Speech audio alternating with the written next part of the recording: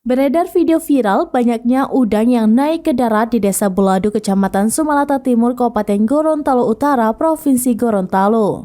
Dalam video terlihat udang-udang diperkirakan berjumlah ribuan bahkan jutaan ekor berjalan di daratan yang ditumbuhi tanaman. Fenomena langka di Gorontalo itu pun menarik perhatian publik.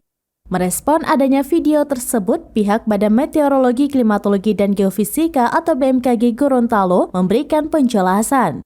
Menurut Koordinator Data dan Informasi BMKG, Said Mohadir, fenomena udang yang naik di darat itu tidak memiliki hubungan dengan bencana alam atau dampak peristiwa alam lain pada Minggu 28 Mei 2023.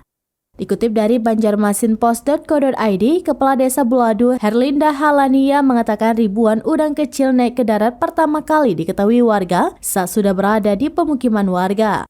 Menurut Herlinda, mutasi ribuan udang dari habitat aslinya tersebut dicurigai terjadi lantaran adanya perubahan kondisi air di sungai tempat mereka sebelumnya tinggal.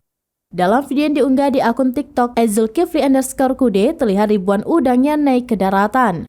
Perekam video mengatakan udang-udang tersebut berasal dari muara sungai tak jauh dari lokasi tersebut. Dikatakan udang-udang tersebut naik ke daratan melalui pipa bocor yang terhubung dari sungai habitat udang.